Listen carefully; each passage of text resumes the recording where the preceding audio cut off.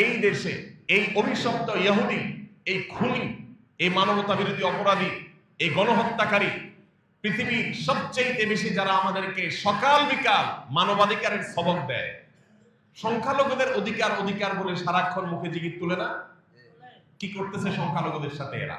এদের কোন নৈতিক অধিকার নেই আমাদেরকে অধিকার বিষয়ে সবক দেওয়া। এদের যারা দোসর এদেশে আছে, এই দেশেও দোসর আছে, বিভিন্ন মিডিয়া, বিভিন্ন আপনার প্ল্যাটফর্মগুলোর উল্লেখযোগ্য অংশ কোনোটা যারা নিয়ন্ত্রণ করে, এই দেশের খেয়ে দেশের পরে পশ্চিমাদের দালালি করা মুনাফিকরা এদেশে শরিয়া আইনের কথা শুনলে তাদের গায়ে আগুন জ্বলে।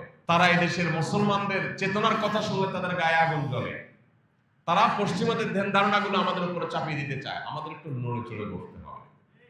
আপনি যদি মুসলমান হয়ে থাকেন তাহলে ইহুদিদেরকে আপনি পাচ্ছেন না। ইহুদিদের দোসররা এদেশে আছে, অন্তত দোসরদের গলার আওয়াজ যাতে নেমে যায় এজন্য আপনি ভূমিকা রাখেন।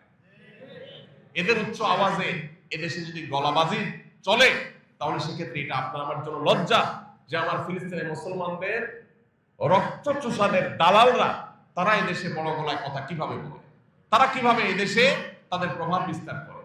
এর বিরুদ্ধে আমাদের সবাইকে সোচ্চার হতে হবে। আল্লাহ রাব্বুল আলামিন আমাদের দায়িত্বটুকু আমাদেরকে পালন করার তৌফিক দান করুন।